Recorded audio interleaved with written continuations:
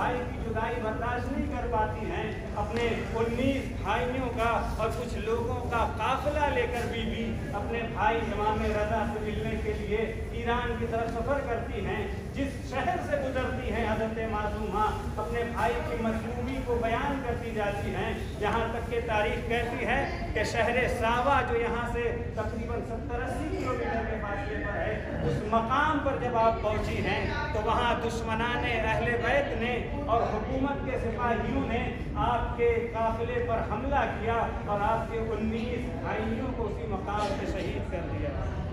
मेरे अजीजों, हज़रत ज़ैनब करबला में 18 बनी हाशिम के लाशे को देखकर करबला जा रही थी, अपने भाई की जुदाई बर्दाश्त करके। यहाँ हज़रत मासूमा अपने भाई की जुदाई की राह में अपने 19 भाइयों की शहादत देख कर आ रही थी। जैसे ही मासूमा को पता चलता है कि तुम यहाँ से नज़दीक है, आवाज़ देती है कि तुम यहाँ से कितनी दूर है। किसी ने बताया चंद फरसत के फासले पर है, कहा मुझे तुम लेकर चलो, इसलिए कि मैंने सुना है कि तुम मेरे चाहने वालों का मरकज़ है, अहले बैत के चाहने वालों का मरकज़ है। मेरे अजीजों, ये बीवी कुम की तरफ रवाना हो जाती है और जब कुम में आप वारिद होती हैं तो जनाब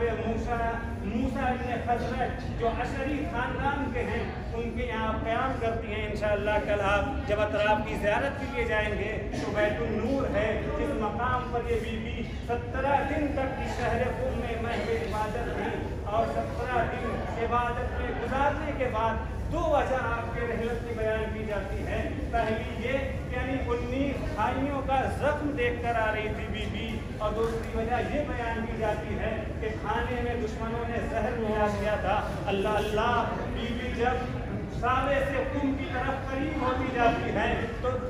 रिवायत कहती है कि सारा शहर कुम आपके इस्तेमाल में चला आता है, पूरे कुम को स्यापोश कर दिया जाता है और बीवी का इस्तेमाल होता है। मैं कहूँगा ये हज़रत मासूमा, अरे आप बड़ी खुश नसीब थी जब आप 19 भाइयों की शहादत देख कर कुम तशरीफ ला रही थी। सारे शहर कुम वालों ने स्या परचम लगा के आपका इस्तेमाल किया, लेकिन अल्लाह अल्लाह, करबला की शहजादी ज़ैनब अरे जब अपने भाई का लुटा हुआ काफिला लेकर